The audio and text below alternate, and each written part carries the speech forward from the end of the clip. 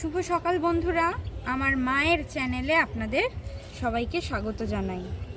আমার মায়ের ছাদে একটা বাগান আছে, তো সকালবেলা চলে এসেছি সবজি তুলতে। দেখুন বাগানে কত সবজি হয়েছে।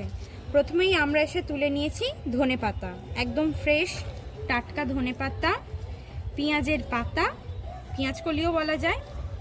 আর এগুলো হচ্ছে মূলো শাক, তাই তো মা? হ্যাঁ, মূলো শাক আর এটা আলু শাকও আছে, আর এখানে আছে লাল শাক, আর তার সাথে বেতে শাকও আছে। আরো অনেক সবজি আছে, ওলকপি আছে, ফুলকপি আছে। ওগুলো এখনো হয়নি তাই আপনাদেরকে দেখাইনি, কিন্তু ওগুলো হলে আবার আপনাদের সাথে ওগুলো শেয়ার করব।